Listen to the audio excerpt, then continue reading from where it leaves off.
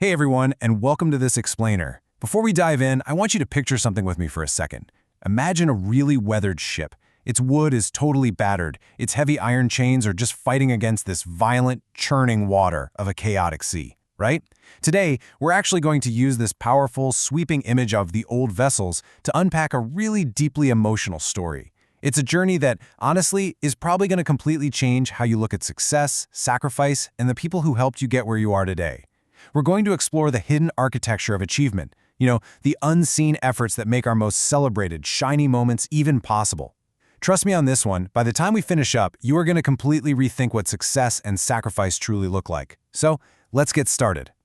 Okay, so picture a beautiful display case in a family home. We all know the one. It's got that smooth, cold glass, and inside are these gleaming, pristine instruments, maybe some shiny brass compasses or polished telescopes, and they're safely tucked away from all the harsh elements. These are the special pieces, right? The ones you literally only bring out when guests come over. And when someone admires them, you naturally feel this massive swell of pride. Well, this basically represents the polished, perfect illusion of our lives. It's the successes, the awards, those idealized versions of ourselves that we desperately want the world to see and applaud. It is a beautiful but deeply protected kind of existence. And that actually brings us to the narrator of our story. So she had just scored excellent marks in her 10th standard exams, which is a major, highly celebrated milestone. To mark the occasion, her family invites a priest, who also happens to be an elderly relative, over for dinner. Now, she really wanted applause. As she put it, deep inside, I was waiting for him to praise me. I wanted him to appreciate my hard work. This was, for all intents and purposes, her ultimate shiny cutlery moment. She just wanted him to admire her effort and tell everyone how proud he was, exactly the way guests admire those fancy, polished instruments we just talked about, sitting safely inside the showcase. But here is where the story completely shifts its tone. It pulls us right away from that pristine showcase and drops us straight into the gritty reality of the fire. So after dinner, the priest asks for a quick tour of the house. The mother is, of course, proudly showing off every neat, perfectly beautiful room. But when they get to the kitchen, the priest pauses. He completely bypasses the dining room's perfect glass case and focuses on something entirely different. He's looking closely at the shelves. And sure, they're clean, but the cooking pots, they are heavy, tactile, and incredibly weathered. I mean, they aren't shiny or expensive at all. They are heavily scarred, blackened by years of cooking, with these peeling layers of use exposing just this raw, intense endurance. They've totally lost their original glossy beauty, and yet they're still being plunged into the fire day after day after day. So when everyone sits back down for dessert, the priest just smiles, and he says gently, "The cutlery is beautiful, but today I noticed something even more beautiful, the old vessels." You can just imagine everyone staring at him in total surprise, right? But this single observation acts as the absolute emotional anchor of our explainer today. It completely flips the script on what we consider to be truly valuable, and it expands this metaphor from just a simple domestic kitchen to something much grander. Kind of like those heavily weathered boats we pictured earlier, braving the open waves.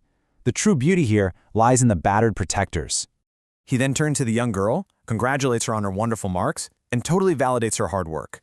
But then, he drops this profound piece of wisdom. He says, "Your parents quietly carried the heat of life so that you could grow without feeling it." I mean, really think about that tactile metaphor for a second.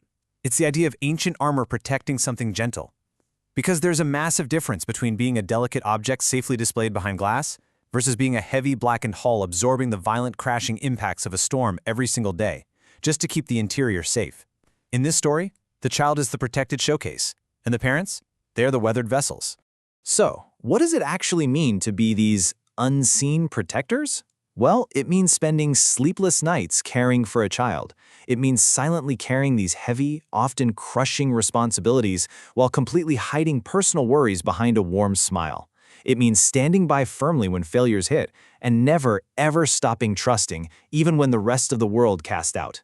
This right here is the invisible mountain of quiet burdens that parents carry. It's essentially a protective armor forged in the absolute hottest part of the fire, ensuring that a growing child never actually has to feel the burn. Look at the stark contrast we have here. On one side, you have the beautiful cutlery. It's displayed for guests, constantly admired and praised, and safely protected right there behind the glass. And then, on the other side, you have the old vessels, hidden away in the kitchen, blackened by years of fire, often totally unappreciated, and yet absolutely essential. You literally cannot have the beautiful meal served on the shiny plate without the battered pot taking the fire first. Which leads us perfectly to the core thesis of this entire story. The cutlery receives the compliments, but the old vessels quietly take all the heat. It's exactly like a massive iron hull taking the violent, aggressive impact of churning ocean waves so that the harbor right behind it stays perfectly calm and glassy.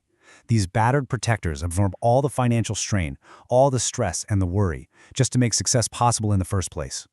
The world loves to applaud the shiny result, the straight A's, the graduation, the big trophy, while society so often completely ignores the rusted, scarred giants holding back the storm in the background.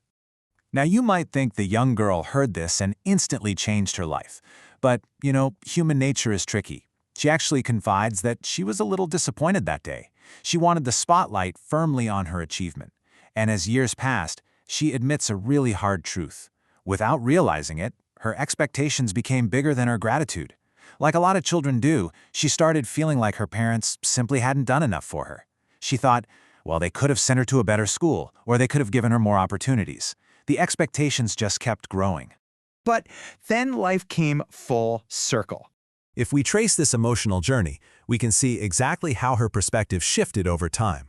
In her teenage years, she had that 10th standard success and totally expected the applause. Moving into young adulthood, those expectations silently exceeded her gratitude. But then, in her early 30s, she became a mother herself. She started sacrificing her own comfort, her sleep, her time, and even a lot of her own dreams simply because she believed it was the right thing to do. And that brings us to the present day. She is finally experiencing the heat herself and realizing the absolute truth of what her parents went through. She literally had to step into the fire herself to understand the immense weight of their love. As her own child grew, she faced this really heartbreaking reality. Her child didn't always notice her sacrifices. Sometimes her love was misunderstood, or she'd hear, either directly or indirectly, that she could have done more.